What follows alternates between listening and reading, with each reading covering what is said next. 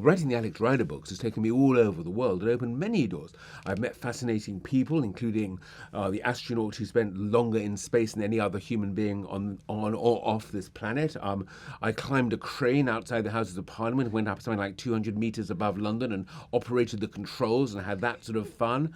I've travelled all over the world to different places. For my most recent book, the one before last, Nightshade, I got an incredible tour of St Paul's Cathedral. Talking about opening doors, I had invented a door with a staircase that went up to a secret gallery inside the dome. And this is one of those examples where fiction somehow mirrors life without you even knowing it.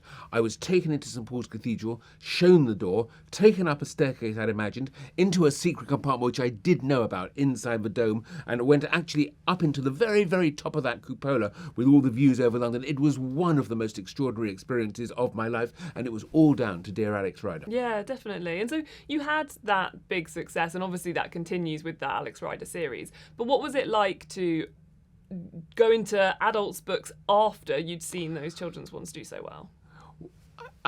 That's a lovely question, and thank you for asking it, because it was it's a difficult bridge to cross in a way, and not many writers who have written 20 odd or even 30 children's books can actually make it into the adult world and succeed with a second career.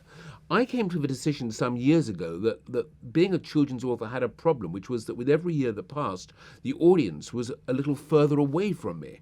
And I began to think, do I really have any right to be writing now for 9, 10, 11-year-olds when I have really no knowledge of what is going inside their heads, how they see the world, and all the rest of it? Added to which, I think that the market for young fiction has changed so radically since those sort of rather wonderful days when it was me and Philip Pullman and Darren Shan and Jacqueline Wilson and Mallory Blackman and so many others who were all coasting on the success of J.K. Rowling, and children's books were so happening, so exciting. So I began to think that it was time to consider at least having a sort of a secondary career.